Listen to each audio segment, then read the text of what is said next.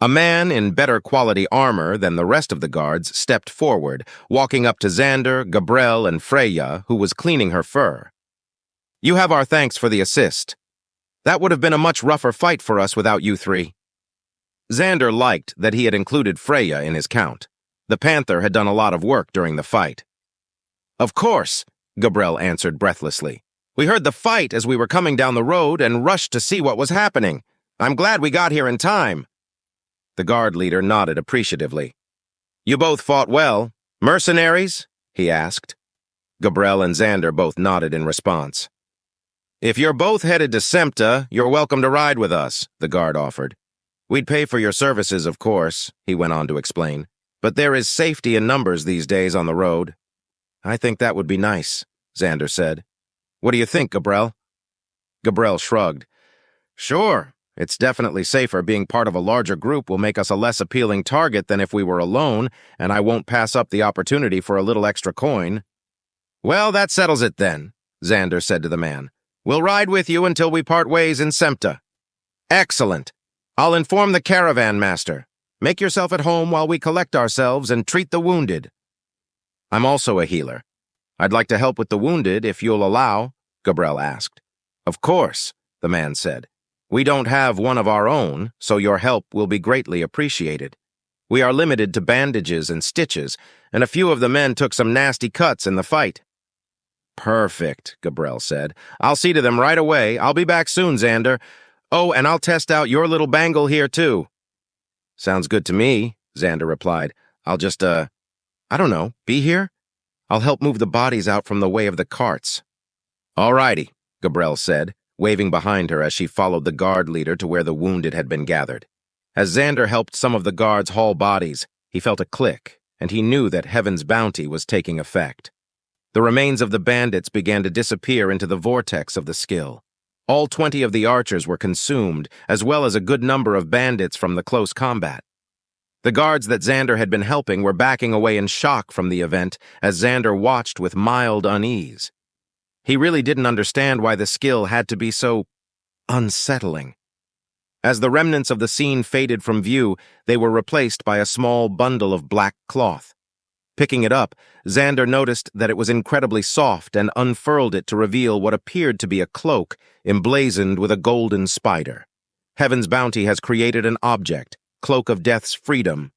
Cloak of Death's Freedom grants the wearer the Death's Freedom skill. Death's Freedom.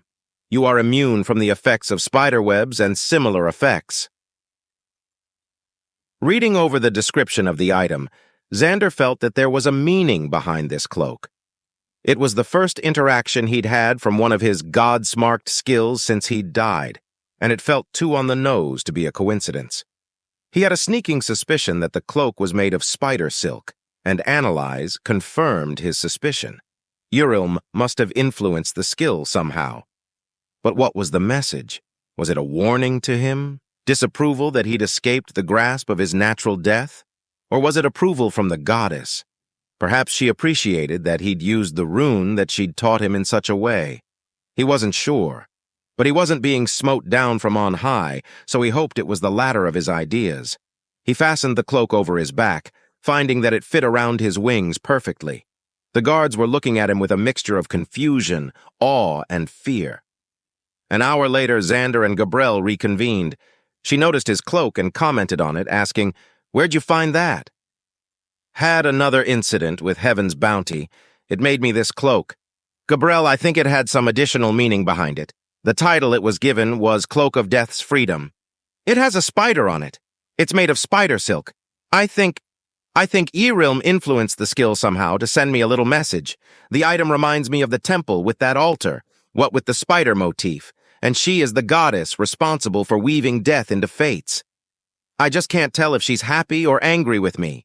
Is she upset that I escaped my fate, or pleased that I used the rune I learned from her to do so?" "That's definitely not a question I have any answers to, Xander. In the end, does it matter?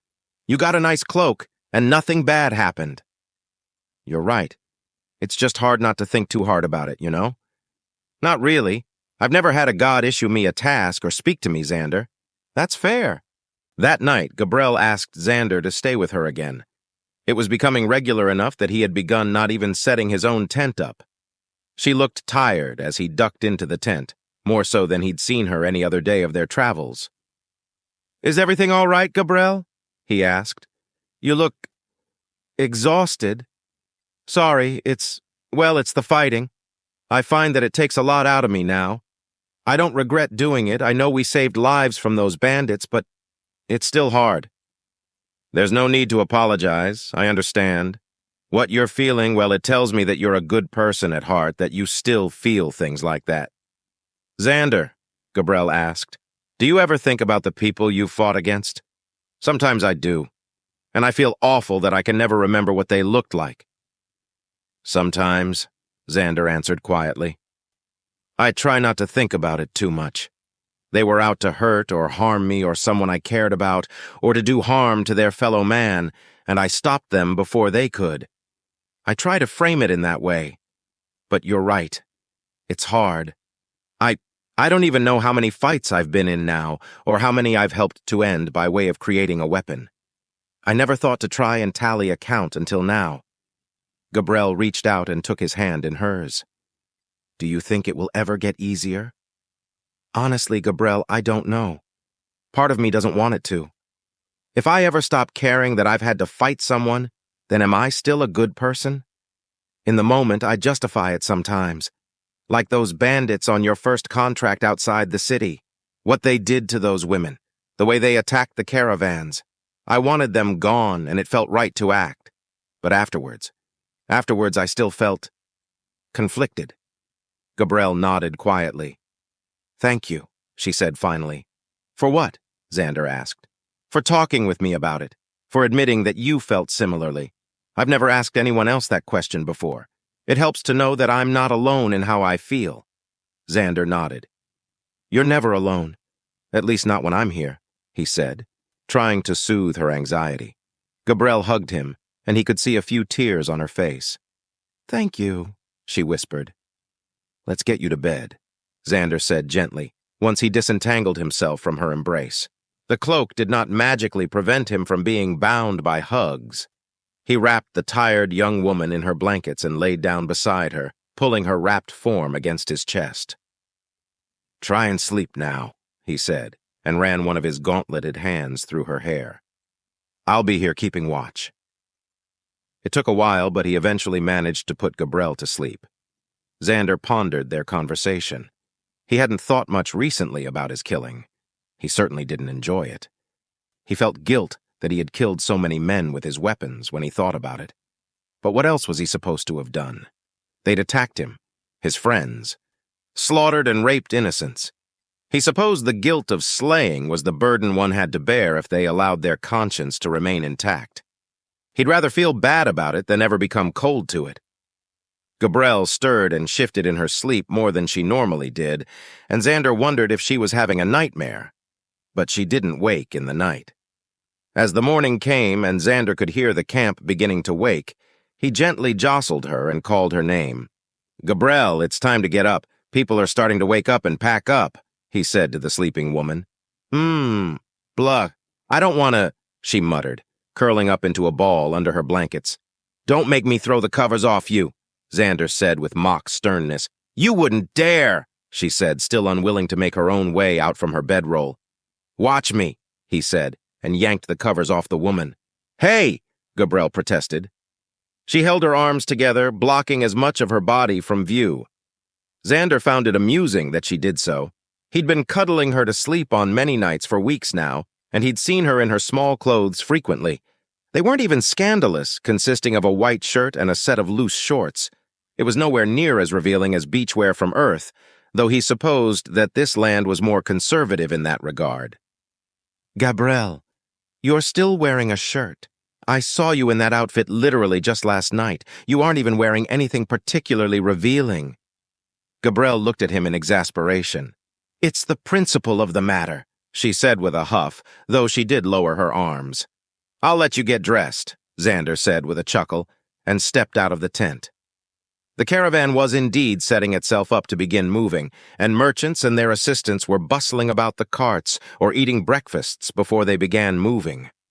Gabell emerged from the tent, clad once more in armor. "Covered up enough yet for me to be able to look at you?" Xander asked, without actually looking.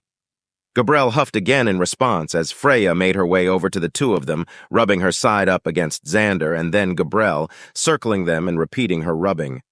"Good morning to you, too," Xander said to Freya, giving the cat some scratches. He marveled that his new fingers could feel his gauntlet press against the cat's body and feel the warmth as it permeated his glove. Freya rumbled a chuff in greeting to the two of them. Gabell began packing up her tent while Xander stomped out the remains of the coals from their cook fire the previous night. Gabell opted for rations that needed no cooking for her breakfast, eating bread and some dried fruit. Xander was a little bit jealous. He missed food, though eating had always been more of a task that he had to remember to complete. Now, though, he wished he could bite into a really good apple again. They left with the caravan, riding along with the wagons. Well, Gabell rode. Xander alternated between using his spider legs and a loping, tireless jog. He was too heavy for even Freya to carry him safely at this point. Neither of the two mercenaries mentioned their conversation the previous night. As they continued south, Xander noticed that, over the course of the next several weeks, it began to feel a little colder during the nights. Fall, and then winter must be on their way. Gabell began to really appreciate the warming runes he'd added to his body, as he never grew cold in the night. They traveled for another month without incident. At the end, their first month with the caravan, they were once again set upon by highwaymen. The rolling hills of the area made it easy for bandits to hide near the road, and as the carts were being driven down the road, as cry went up from a lone figure that had crested the nearest hill. Soon men and dwarves were pouring forth from behind the hill, and more were coming from another hill on the other side of the road. They carried their shields raised to mitigate any arrows that were fired their way. They were significantly more organized than any of the other bandits Xander had ever dealt with. They had a contiguous front line that did not break into ragged groups as they charged across the short open space towards the caravan, and archers were arranged behind both groups. Xander briefly wondered if they were former soldiers. Shouts of alarm rang out from the caravan as the guards scrambled to protect both sides of the train of wagons. The two-pronged attack would force them to spread thin. Xander took up his rifle from his inventory, leveling it at the line of bandits that was charging the side of the caravan he was on. He fired the 5 rounds in his loading tube into the line, the steel ammunition punching holes through the raised shields of the oncoming bandits, killing and wounding those that were struck.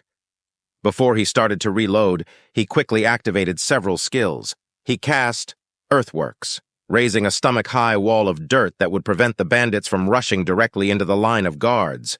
The width of the wall didn't stretch the entire portion of the caravan, but Xander figured any little bit would help. Next, he activated Automaton, and a steel form began to grow next to him. A shining metal bear took form next to him, and he ordered it to charge into the fight and disrupt the bandit line. Finally, he cast reactivity on himself, his armor glowing as the skill took effect. As the line of bandits drew closer, though a portion of the front line had split to try and avoid the onrushing steel bear, Xander brought his arm back and materialized a grenade into it. He pumped mana into his movement runes and threw the grenade as hard as he could manage. It didn't quite rival the range of his crossbow grenade thrower, but it was still a solid 50 yards, and it saved him from having to stow his rifle and pull out and load the crossbow. He began throwing more as the first one detonated near the line of bandits that was still making their way towards the caravan. The first grenade landed slightly in front of the running bandits, taking out only a few bandits as the shrapnel hit their legs or made its way past their shields. The second and third grenades were better throws, and the third one Xander managed to land directly on a raised shield, detonating it as it bounced to the ground under the sprinting bandits' feet. 2 holes were torn into the rushing bandits, though no secondary explosions were set off. Xander was impressed that the holes he had blown in the front of the bandits were swiftly filled by more men, showing discipline he hadn't expected. Gabell stood next to him, mace drawn, ready and waiting, and Freya was just behind him, rumbling out a growl. As the bandits began clearing the last stretch of open space before the line of guards defending the caravan, he focused on Maker's Aegis. He designated everyone in the caravan as a protectee of the skill, leaving only the bandits as potential targets. He went back to throwing his grenades, aiming to land just past the first row of bandits and into the second or third. They were numerous. Xander had never encountered so many bandits at one before. He switched to his long, disused firebombs for a moment, getting off 2 more throws and splattering bandits and the ground around them with flaming dragon's tar. Then, the fight was joined and the melee began. Arrows began to rain down on the carts and defenders as the bandit archers from both sides of the caravan took firing stances. Xander did not join the melee, however, trusting Gabell and Freya to secure the area around him. He ordered his steel bear, which had been mauling bandits in the rear of the group, to begin making its way to the archers. The various men and dwarves scattered as the metallic bear rushed them, and they began to fire skills and arrows at the automaton. Ignoring his creation for the moment, Xander used Creation Master and improved manipulation to lift himself higher off the ground with a column of stone. His rifle faded into his inventory once more, and instead of pulling out his mace as he normally would, he instead manifested the large aluminum tank of his flamethrower onto his back as the nozzle and pump portion came into being in his hands. He dialed the thing to the on position and raised the nozzle at an angle. With one hand, he began hosing bandits pushing in from the backlines down with sticky, clinging flames. And with the other, he began drawing more grenades from his inventory and chucking them at any spot that looked like the bandits might break through. Maker's Aegis held true, and the defenders that he had designated with the skill were completely unaffected by the explosions and shrapnel, while bandits that had been standing right next to them were incapacitated by the blasts. As Xander began to run low on Dragon's Tar and his arm was arched back in the process of throwing another grenade, he was struck from behind, staggering him. If he hadn't been made of steel and therefore much heavier, he would have been knocked clear off of his stone pedestal. Turning around to face whatever or whoever had struck him, he saw a large number of bandits making their way through the lines of wagons, heading towards the exposed backs of the defenders who were still holding their side of the caravan. The other flank must have crumbled, letting the bandits through. "Damn it!" he growled to himself and then yelled, "Behind us! They've broken through the other side!" As he finished his cry of warning, he saw one of the bandits activate a skill, conjuring a spear of ice and flinging it at him. He braced, aware of the strike this time, and the icicle shattered against his armor in a spray of ice. The man was too far to reach with Brand, and his skill had blown right through reactive armor, though it had not been able to make a scratch on his dense, ruined armor. Since they were amongst the carts, Xander hesitated to detonate more grenades, as his ability only shielded people, not things, and shredded carts would slow the caravan down once they made their way out of the fight. He also couldn't deploy his soul rippers. They weren't an explosive, and so they would harm anyone hiding within a cart or any defenders that were too close to the epicenter. Xander could tell that this battle was not going well for the caravan, and that it was entirely possible that there would be so few survivors that they wouldn't even be able to continue on as a trade caravan after this. He called out to Freya, who was still nearby, shouting, "Freya, get out of here! You're the least armored of us, and we won't be able to heal you like this. Go get Gabell and take her out of here." He then turned his head to Gabell's direction, hopped down from his pedestal, and then he and Freya both began to make their way to her as the bandits on the other flank closed in. Drawing close enough to be heard over the yells and clanging of steel, he shouted to Gabell. The woman briefly turned to look at him after fending off a blow with her mace before returning her focus to the dwarf she was fighting. Xander stepped up beside her, and together they defeated the dwarf with repeated strikes from their maces, earning them the space to back away from the rapidly thinning line of defenders. "Gabell," he said again, "you and Freya need to get out of here. Things are not looking good." He pointed at the bandits who had almost completed their rush to strike the back of the defenders, most of whom were unable to disengage and turn to face their new foes. "But," Gabell said before Xander interrupted her. "Get out of here, now!" he yelled at her. He physically lifted her by the shoulders with his rune-powered strength as she struggled against him and threw her on top of Freya. "Go!" he ordered the cat. "I'll be okay," he called after them as Freya took off running, weaving through carts and jumping over bandits as Gabell held on to the cat's armor, sprawled on top of her. Turning to face the bandits, many of whom had already begun clashing against the ragged defenders, neutralizing many of them with strikes from behind, Xander tightened his grip on his mace. He began to throw grenades again, the fight at the edge of the caravan far enough away from the wagons to be able to do so.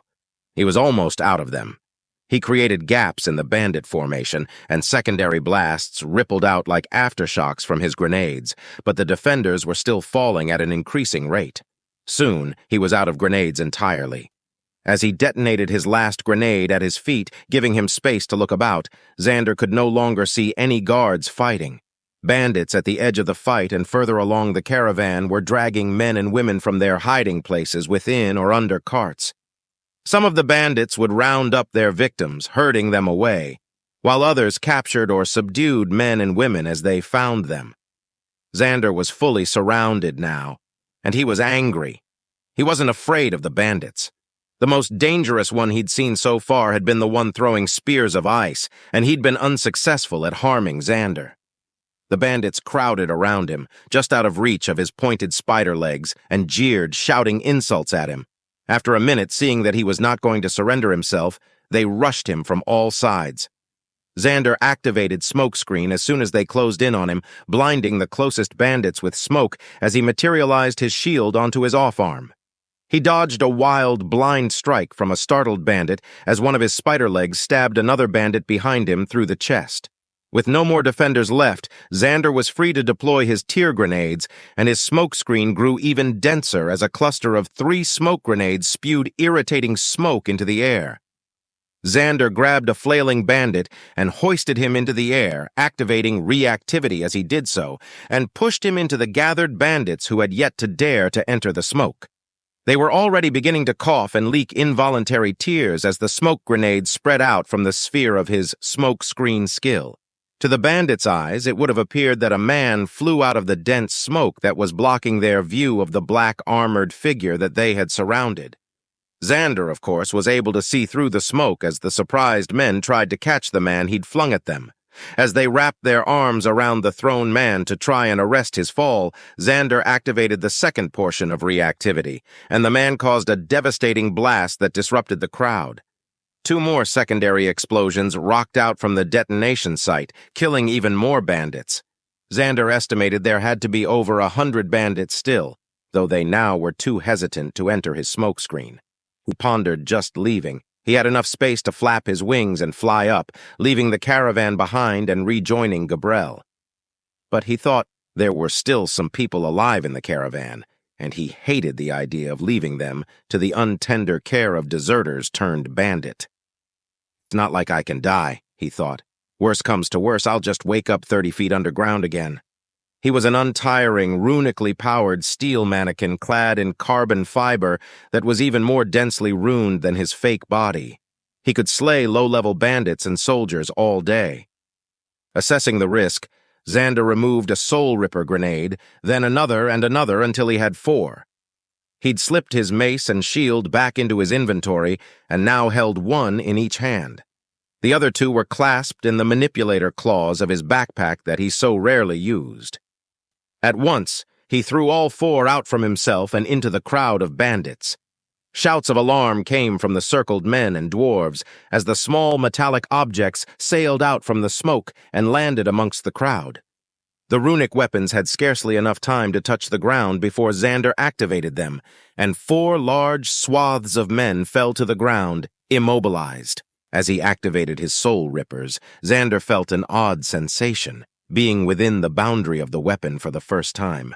It was like an echo of the feeling he'd felt when the altar had activated, and he could feel an invisible force trying to tug on his ghostly body. It was held tightly in place, however, tethered to the soul-binding array on his mask. The shouts of alarm soon turned into cries of fear as the bandits watched their compatriots begin to flee. They began to run in every direction, and Xander angrily stalked out of the smoke of his ability. He was frustrated with himself, and he was frustrated with the situation. He ran down a bandit, runic legs pumping as he swiftly caught up to the man, and his mace appeared in his hand before he struck the fleeing bandit from behind, rendering him incapacitated. Bandits were scattering all over the place, and even the ones that had not been directly in the crowd encircling him had still seen their companions begin to run and picked up on the cue to flee. Xander sighed inside his head, letting his arms hang limp. That fight had not gone as he'd expected. He'd anticipated breaking the bandits on his side and then heroically moving to the other flank to reinforce them, before forcing those bandits to flee, too. Instead, he'd underestimated the number and discipline of the enemy, and the opposite flank had crumbled far more quickly than he would have thought possible. As he wandered through the empty wagons searching for survivors, he cursed at himself. He should have activated Aura of Fear, despite the inconvenience of his targets moving away from him in terror. He should have left Gabell and Freya on one side of the caravan and moved himself to the less defended flank. They might have been able to hold then. He was shaken from his melancholy by the discovery of the first survivors. If you love engaging stories like this, make sure to like, subscribe, and turn on notifications to stay updated with all the latest episodes from FY Stories.